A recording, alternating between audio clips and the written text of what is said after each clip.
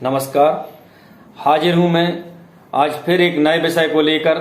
यदि आप मेरे चैनल में नए हैं तो कृपया चैनल को सब्सक्राइब कीजिए और वीडियो अच्छा लगे तो लाइक कीजिए और कमेंट करके बताइए, ताकि मैं और भी नए नए विषयों पर आपके सामने वीडियो लाता रहूं। शास्त्रों में कहा गया है, मंत्रो ही गुप्त विज्ञान, अर्थात मंत्र ही गुप्त विज्ञान है। मंत्रों के माध्यम से या मंत्रों के द्वारा गूढ़ से गूढ़, गहन से गहन रहस्यों को जाना जा सकता है। मंत्र वह ध्वनि है जो अक्षरों और शब्दों से मिलकर बनी होती है। मंत्र में बहुत से शब्दों का, अक्षरों का समावेश होता है। शब्दों को जोड़कर मंत्र बनाए जाते हैं या शब्दों को जोड़कर मंत्र बने होते हैं, जबकि इन्हीं की जगह बीज मंत्रों में केवल एक ही अक्षर में संपूर्ण मंत्र होता है।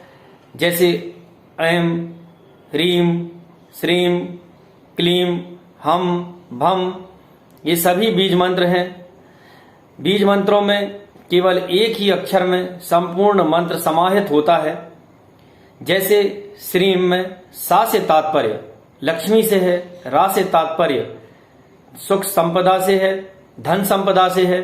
वहीं ई से तात्पर्य शक्ति से है तथा बिंदु से तात्पर्य दुख का हरण करने से है। बीज मंत्रों में बिंदु का विशेष महत्व होता है। बीज मंत्रों में बिंदु अवश्य ही होते हैं। जैसे ऐं, ह्रीं, श्रीं, क्लीं, हम, भम, इन सभी बीज मंत्रों में और भी जितने बीज मंत्र होते हैं सभी में बिंदु का विशेष महत्व होता है। बिंदु बीज मंत्रों में अवश्य ही होते हैं। मंत्र हो या बीज मंत्र हो, दोनों ही बहुत ही प्रभावी माने गए हैं। हमारे पूर्वजों के द्वारा, हमारे ऋषि मुनियों के द्वारा जो हमें अमूल्य धरोहर प्राप्त है वह मंत्र हैं। लेकिन वैदिक मंत्रों में हमें जहां समय लगता है उनका प्रतिफल प्राप्त होने में, वहीं बीज मंत्रों में वैदिक मंत्रों की अपेक्षा कम समय में बीज मंत्र फलित हो जाते हैं, उनका प्रतिफल या उनका लाभ प्राप्त हो जाता है। लेकिन मंत्र हो, बीज मंत्र हो, इनके लिए निरंतर मंत्र जाप, समय, आसन, नियम, दिशा, हर एक विषय का हमें विशेष रूप से ध्यान रखना होता है। मैं पूर्व में वीडियो में इन नियमों को बता चुका हूं, आप डिस्क्रिप्शन पर जाकर देख सकते हैं। उदाहरणार्थ, जैसे समय सुबह 4 बजे से 5 बजे का प्रातः काल का समय या सूर्योदय के पूर्व का समय, संध्या काल का समय, ये समय बहुत ही मंत्र जप के लिए श्रेष्ठ माने गए हैं। इनके अतिरिक्त यदि हमारे पास समय की कमी हो, समय का अभाव हो, तो रात्रि का समय, सोने के पूर्व का रात्रि का समय भी बीज मंत्रों के लिए, मंत्रों के लिए, जाप के लिए श्रेष्ठ माना गया है। आसन का भी मंत्र जप में विशेष महत्व होता है। पद्मासन को मंत्र जप के लिए सर्वश्रेष्ठ माना गया है। इसके अतिरिक्त वीरासन, वज्रासन या सिद्धासन भी मंत्र जप के लिए प्रभावी माने गए हैं।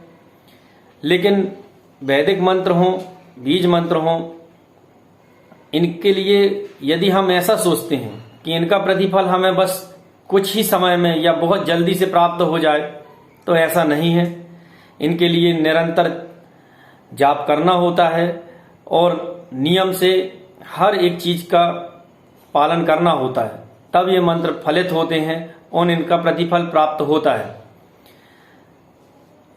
चाहे हम किसी भी देवी देवता की आराधना करें, देवी देवताओं के लिए संपूर्ण बीज मंत्र, संपूर्ण वैदिक मंत्र सभी का प्रयोग किया जाता है।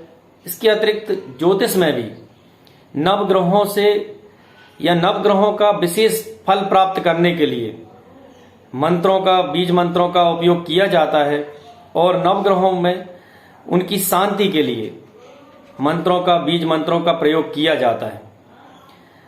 हम सभी में एक आम धारणा होती है कि यदि कोई अपने शरीर का प्रदर्शन करता है, कोई अपने कपड़े उतार देता है, वो उसके हाथ यदि मोटे हैं, सीना उभरा हुआ है, 6 पैक एब्स निकले हुए हैं, तो हम ये सोचते हैं कि यह व्यक्ति पहलवान होगा, जबकि वास्तविकता में कई बार ऐसा नहीं होता है। हो सकता है उसमें शक्ति का अभाव हो, उसके अंदर ताकत की कमी हो, साहस की कमी हो, मनोबल की कमी हो, आत्मविश्वास की कमी हो। इसी तरीके से हम वेशभूषा देखकर यह आकलन लगा लेते हैं या मन में एक ग्राफ बना लेते हैं कि फला व्यक्ति तो विद्वान ही होगा, जबकि वास्तविकता में कई बार ऐसा नहीं होता है। हो सकता है वह भीतर से खोखला हो या उसके अंदर विद्वता की कमी हो। जो वैदिक मंत्र हैं या बीज मंत्र हैं, इनके निरंतर जाप से शरीर में हमारे अंदर एक विशेष प्रकार की ऊर्जा का स्तर बहुत ही अधिक बढ़ जाता है। हमें विशेष प्रकार के कुछ संकेत मिलने लगते हैं और जब ये बीज मंत्र या मंत्र पूर्ण रूप से सिद्ध हो जाते हैं तो हमें एक विशेष प्रकार का एहसास होने लगता है। उसके लिए किसी विशेष वेशभूषा की आवश्यकता नहीं होती है। एक सामान्य व्यक्ति भी निरंतर मंत्र जप करके नियम से संयम पूर्वक उन मंत्रों का संपूर्ण लाभ ले सकता है। अतः मैं अंत में सिर्फ यही शब्द कहना चाहता हूं कि मंत्र और बीज मंत्र हमारे पूर्वजों के द्वारा, हमारे ऋषि मुनियों के द्वारा हमें प्राप्त अमूल्य धरोहर है। इनमें हमें संपूर्ण आस्था रखनी चाहिए और निरंतर मंत्रों का जाप यदि हमें अच्छा प्रतिफल प्राप्त करना है तो हमें करना चाहिए। जय श्री राम।